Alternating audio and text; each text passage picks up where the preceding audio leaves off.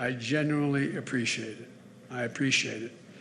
And I know they wanted to be here, but there's others who are in Washington who can't be here. Dick Durbin and Tammy, I've both spoken to. They're in Washington and hopefully be voting soon. And also, we've got state leadership here. Lieutenant Governor Julius here, Stratton, and the Pennsylvania. I'm from Pennsylvania. The Illinois President Don Harmon, State Senator Laura Murphy, State Rep Martin Moylan, and we got great labor leaders here too. Tim, where's Tim? There you go, Tim. Thank you, pal. AFL-CIO State President, and Jeff Isaacson, United Brotherhood of Carpenters, and Don Finn, IBW, and Robert Reiter, R-E-I-T-E-R, Chicago Federation of Labor. And folks, that's how we beat COVID-19, by working together. We have an expression in that little town of Claymont I was from. You all brung me to the dance, labor. You're the reason I'm standing here. Not a joke. Not a joke.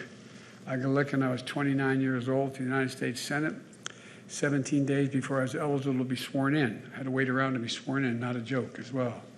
And I won by 3,300 votes, and labor including the police unions as well as the firefighters, stood up and endorsed me.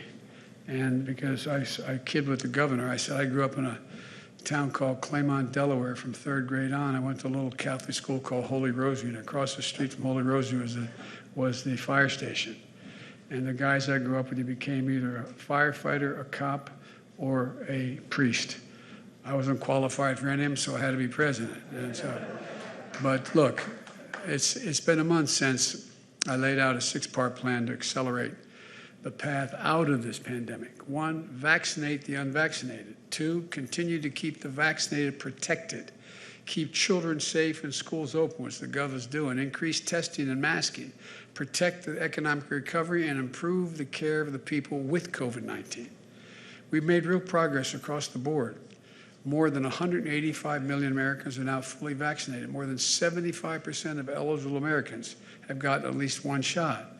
We made great progress on equity as well, in closing the gaps in race as well as ethnic vaccination rates.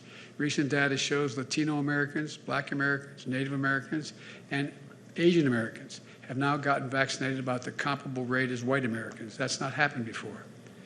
And our work on equity isn't done, but it's an important piece of progress. We're also starting to see less COVID-19 cases in a vast majority of communities around the country. Cases are down this past month by 40%. Hospitalizations are down by 25%. We're headed in the right direction if we keep our eye on the ball here. We still have a long way to go. The fact is, this has been a pandemic of the unvaccinated.